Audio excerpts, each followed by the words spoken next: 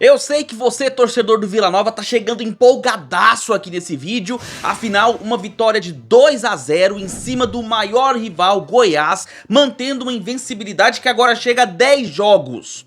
É claro que você vai querer curtir todas as informações e toda a análise desse jogo, mas eu tenho um recado pra você, torcedor do Goiás. Fica nesse vídeo até o final, porque eu vou explicar certinho o que está acontecendo, o que aconteceu com o Esmeraldino. E cara, vou passar detalhadamente o motivo da derrota do Goiás e claro, da vitória do Vila, que venceu por 2 a 0, se impôs durante o jogo, foi um time com a intensidade cobrada pelo seu técnico Paulo Turra, assim que chegou para comandar o time, e foi um time que jogou o clássico contra o Goiás, que simplesmente perdeu. Vamos explicar tudo que rolou nesse jogo, passar detalhadamente tudo para vocês entenderem o contexto desse resultado e a importância desse resultado. Tudo isso depois da vinheta.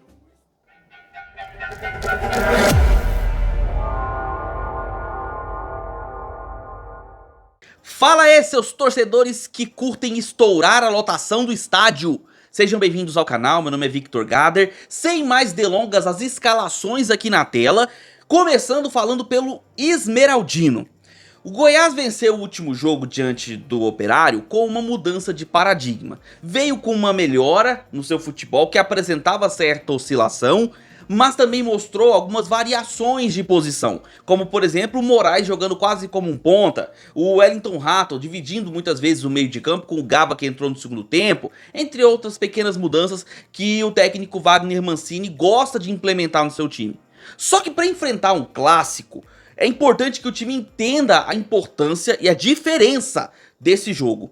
E aí, eu costumo deixar para fazer a análise do time, geralmente depois de passar a escalação. Mas não tem como fazer essa análise sem falar de alguns pontos já na escalação do Goiás, que veio a campo com o Lucas Ribeiro como primeiro volante.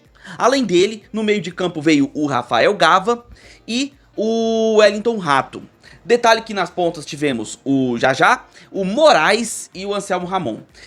Prestem bastante atenção nesse trio, Lucas Ribeiro, Rafael Gava e o Wellington Rato. Vou falar disso bastante mais no resto da análise. Agora, falando do time da casa, o Vila trocou de técnico, assumiu o Paulo Turra, substituindo o péssimo Luizinho Lopes, que passou por aqui. Quando eu falo péssimo, eu não tô falando da pessoa, tá? Que fique bem claro, mas do técnico que desta vez assumiu o Vila. A passagem foi muito ruim, já não tinha sido boa pelo Paysandu, o Vila também não foi boa. E aí com isso, ele acabou dando lugar a uma contratação nova, diferenciada, que sai do lugar comum do futebol goiano, que é um técnico que tem experiências principalmente com Série A e que já treinou times de fora, como por exemplo o Vitória de Guimarães.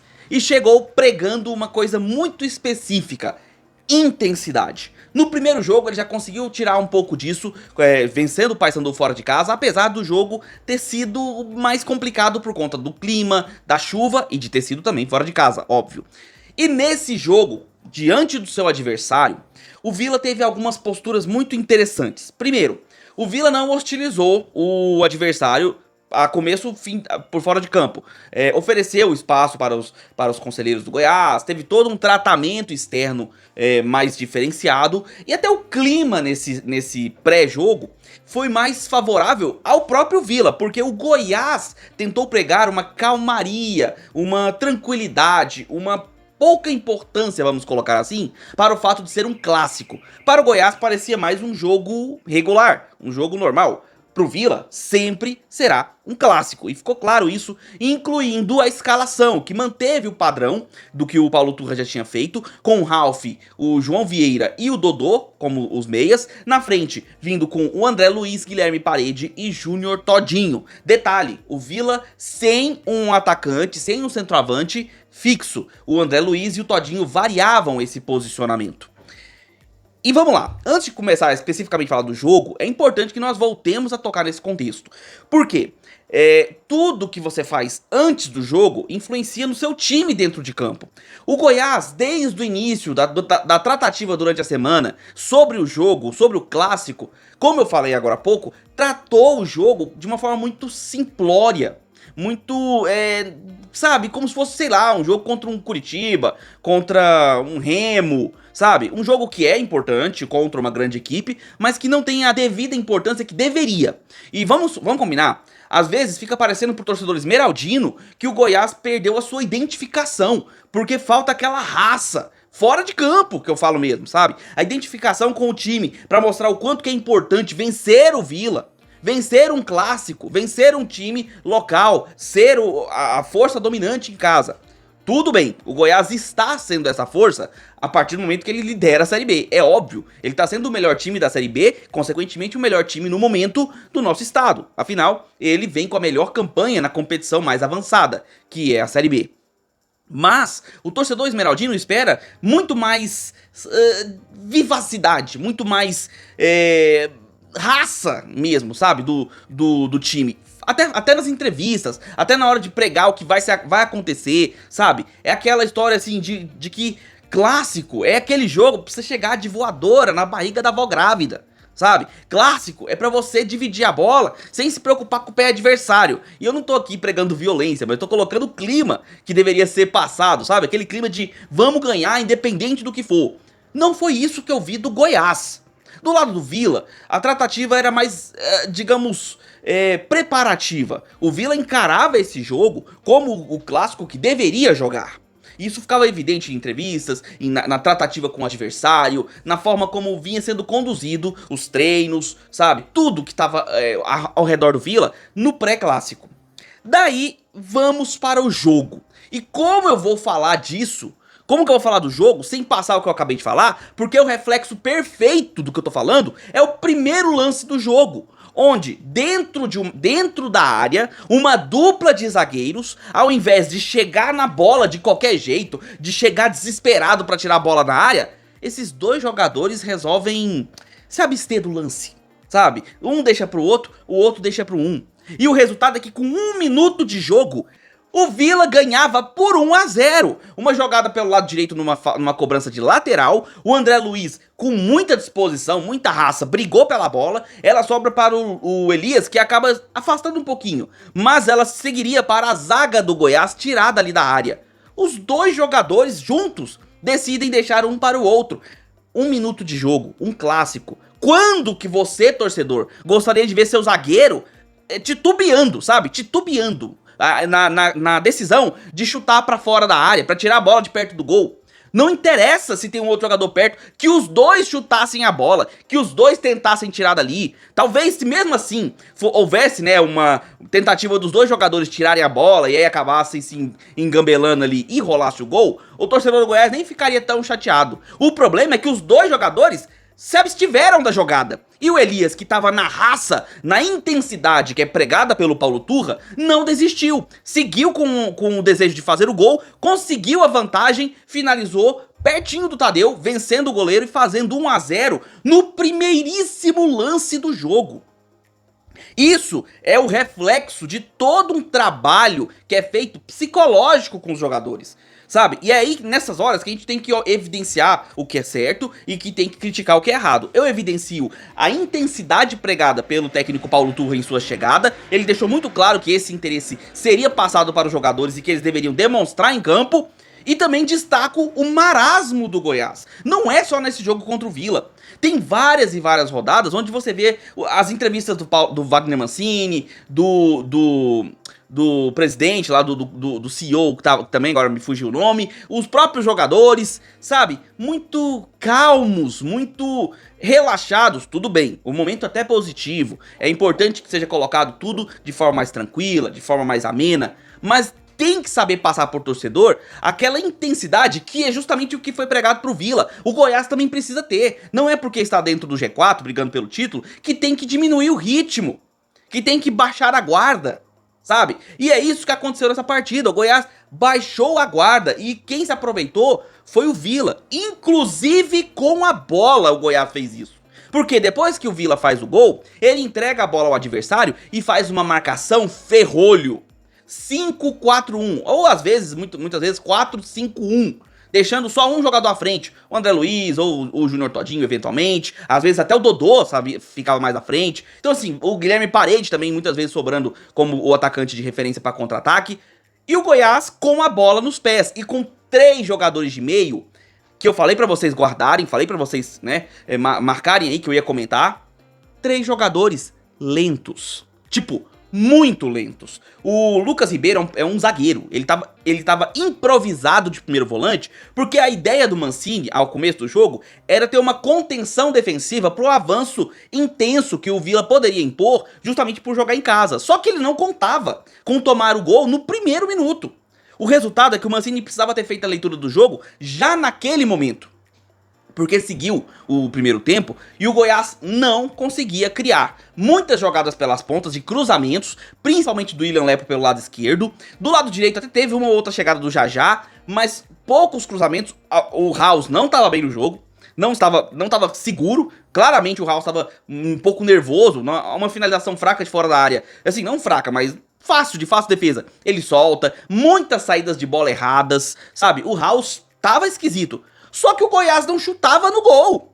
O Goiás não tinha coragem de bater no gol. E até que em muitos momentos o Goiás teve espaços para chutar pro gol, mas ele preferia avançar para a jogada pela ponta, para buscar o cruzamento atrás do Anselmo Ramon, que até teve uma ou duas cabeçadas ali, que uma até foi bem livre, ele acabou errando o tempo de bola, mas, cara, nada. É um Goiás pobre, porque era um Goiás lento. O Goiás precisava de velocidade para conseguir vencer o ferrolho do Villa. E o Jajá sozinho do lado direito e o Moraes sozinho do lado esquerdo não conseguiam. O Mancini até tentou inverter o Moraes pro lado direito, deixou o William Lepo mais pra lá, colocou o Moraes como ponta direita. Mas, cara, bagunçou o Goiás e, enfim, um primeiro tempo onde a chance real de sair um segundo gol foi do Villa, num contra-ataque que foi quase fatal. Não fosse a chegada do Lucas Ribeiro para evitar a finalização ali, se não me engano, acho que foi o João Vieira, que apareceu de surpresa dentro da área, e inclusive um dos melhores jogadores do jogo. Não só pelo gol que eu vou comentar no segundo tempo, mas pela entrega. E eu não posso falar disso só do João Vieira. O time do Villa como um todo estava intenso, como o Paulo Turra pediu. E é curioso, porque é muito difícil você ver o técnico falar alguma coisa, dar uma entrevista, dar uma coletiva, fazer uma preleção, e você vê de fato aquilo transparecer em campo, aquilo se mostrar factual. E nesse jogo, cara, foi muito factual a intensidade pedida pelo Paulo Turra. Fomos para o segundo tempo e o jogo seguiu com o Villa mais perigoso, o Villa mais intenso. É difícil achar uma outra palavra, porque essa é a questão. O Villa tava mais ofensivo, mais agressivo, parecia mais mordendo no jogo. E o Goiás lento, cadenciado, sabe? Despreocupado. Parecia que tava jogando um jogo do campeonato goiano, da fase de grupos, contra um craque de Catalão, sabe? E que tava ganhando de 3-0. Parecia isso. Segundo tempo, o Mancini, inclusive, fez 2 mudanças de saída. Ele coloca o Benítez no lugar do Jajá. E ele coloca o Wellington no lugar, o Wellington Matheus, no lugar do Lucas Ribeiro. Não fez a menor diferença. Porque as poucas jogadas do Wellington Matheus foram facilmente barradas pela defesa do Villa.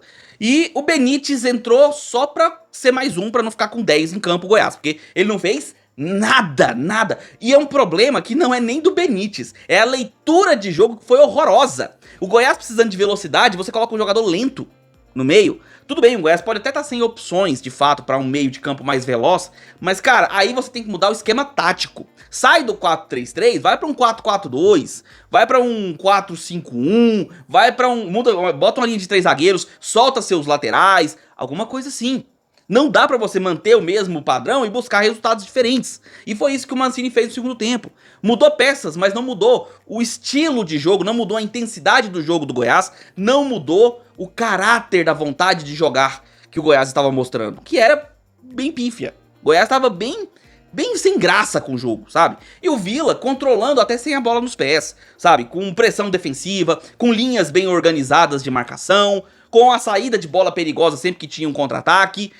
E assim, a tendência é que fosse terminar o jogo e o Villa fosse vencer pelo 1-0 do primeiro tempo e seria muito justo. Só que ainda teve o pênalti em cima, se não me engano, foi do Bruno Mendes, eu não lembro. Não lembro quem foi em cima do pênalti, mas sei quem fez foi o Moraes. Um pênalti, claro, que o Anderson Daronco, que até fez uma arbitragem bem ok, tá? Teve algumas inversões aqui de lateral, algumas faltas que eu não concordei, mas nada que fosse realmente prejudicial ao espetáculo ou que de fato interferisse no resultado. Não foi ele. Mas ele não marcou o pênalti, que pra mim tinha sido muito claro. Assim que aconteceu o lance, pra mim, um pênalti claro. O Moraes só toca o jogador e derruba ele na área. Ele precisou da ajuda do VAR, que corretamente o chamou, ele avaliou o lance e deu o pênalti, que foi muitíssimo bem cobrado pelo João Vieira, fazendo 2-0 pro Vila. Teve até uma confusão ali, eu confesso que eu não entendi o motivo da confusão, até porque a transmissão só pegou quando a confusão já tava se desenrolando, não deu pra entender muito bem, mas era um 2-0 mais do que merecido, porque era um time que jogava, era um time que jogava um clássico, era um time que jogava com vontade, que queria mostrar o resultado, queria buscar a vitória, enfrentando um Goiás que não queria o jogo. Não queria. Depois que levou o segundo gol, o Goiás ainda tentou alguma coisa aqui e ali com umas mudanças. Teve a entrada, por exemplo, do Arthur Kaique no lugar do Rafael Gava. O Wesley Garcia acabou entrando e aí ele fez uma mudança que eu já teria feito no primeiro tempo. Ele tira o Diego Caito, coloca o Wesley Garcia, muda o Moraes para voltar a ser um lateral e inverte o William Lepo. Essa mudança daria mais dinâmica para o Goiás, se ele tivesse tempo pra fazer isso. E até mesmo se ele tivesse vontade pra fazer isso. Porque depois de fazer essas mudanças, o Goiás pouco teve chances. Até teve uma boa falta perto da área que não cobrou bem. E teve uma bola que foi enfiada para o Wesley Garcia, que recebeu dentro da área. Ele recebe dentro da área livre. O que ele tenta fazer? Ele tenta driblar pra dentro, em vez de chutar pro gol.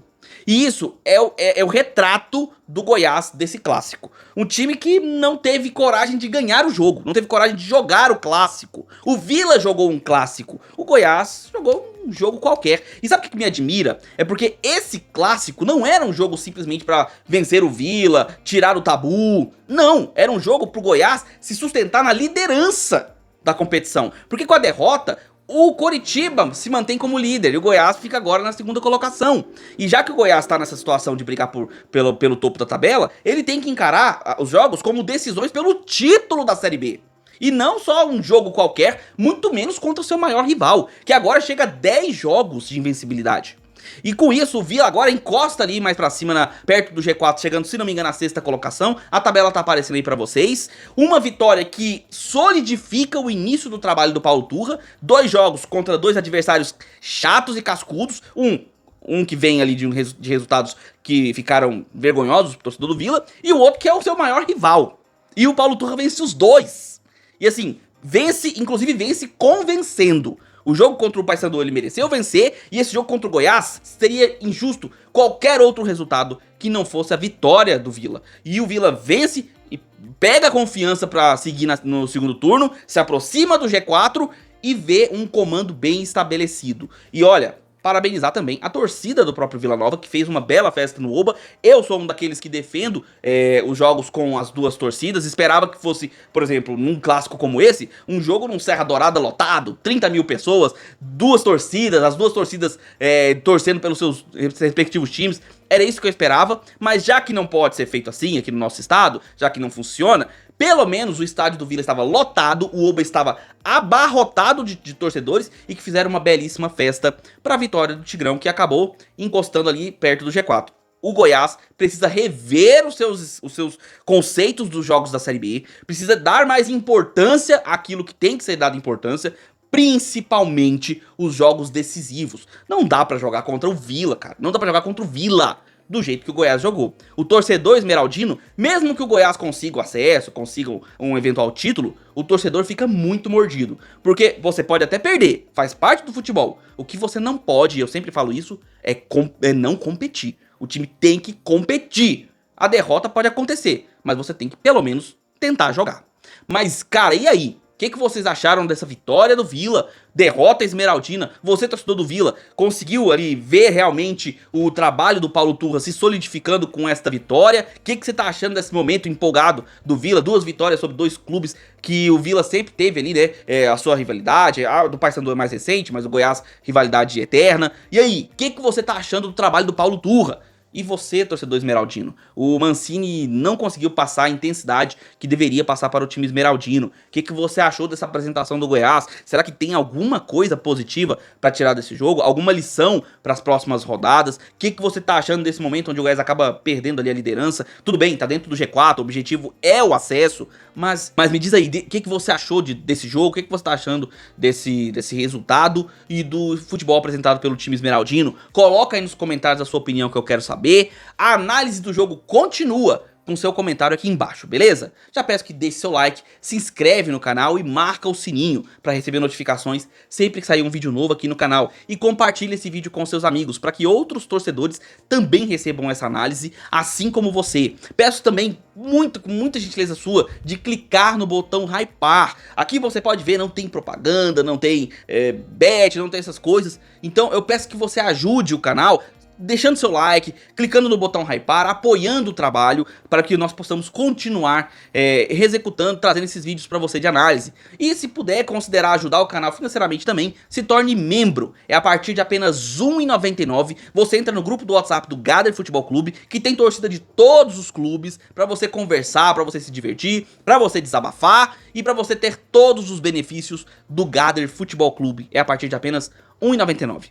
Beleza? Vou ficando por aqui, nós nos vemos nos próximos vídeos, um abraço de torcedor pra todos vocês.